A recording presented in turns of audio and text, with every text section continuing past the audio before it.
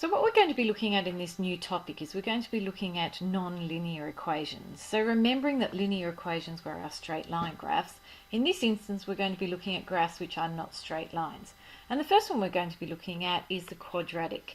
And a quadratic is in the form of y, and let me just get this back up on my computer, y equals x. There's my straight line graph. Now if I make that x to the power of 2, here is the graph of y equals x squared. And you can see it's pointing up. I like to think of it as a smiley face. Imagine if I drew two eyes here. This is what the graph of y equals x squared looks like. I can then add on to that another graph.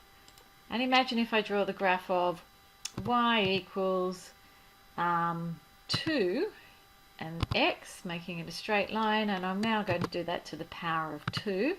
Y equals 2x squared. Now this line has just come up in blue. So you can see that what happens is if I add a numeral in front of that x squared, my graph is going narrower.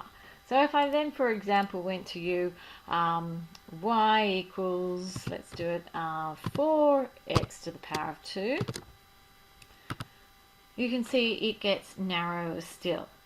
So then I'd like you to think about, well, what would happen if I made the prefix in front of the y equals x squared, the number in front of that.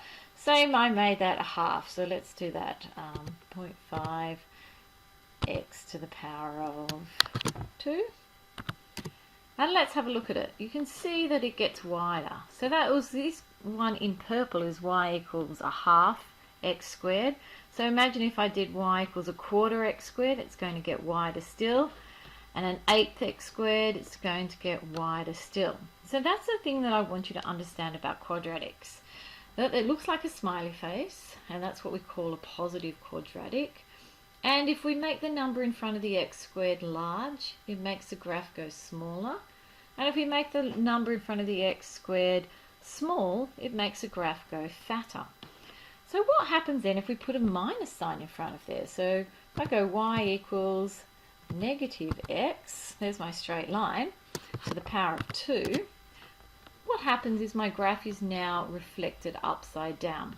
So remembering this red line here was y equals x squared, you can see that my new graph is going upside down and it's a mirror image. So it's reflected across this x-axis. And that's how we do y equals negative x squared. And of course the same things happen if I was to do y equals negative 2 x to the power of 2. You can see that my graph gets narrower. And of course if I did y equals a half, negative a half, so y equals negative 0.5 x to the power of 2, you can see it goes fatter and so on. So that's the only thing I really need you to get out of this work on quadratics. I want you to recognize whether it's concave up or concave down.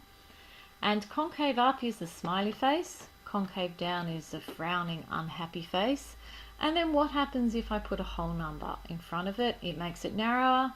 If I put a fraction in front of it, it makes it wider.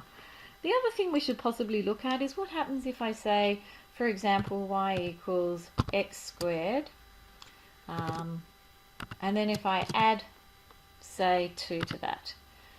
You can see if I have my normal graph y equals x squared, this is my red line here, if I just add 2, I'm just taking it up the x-axis 2 places. So if I did y equals x squared plus 3, my graph would go up 3 places, and so on. So what I want you to do is I want you to jump onto the website desmos.com, and I would like you to have a go at playing around with some graphing. And then the only other work I have for you to do is to actually go ahead and draw some quadratic graphs that I've given you as some worksheets.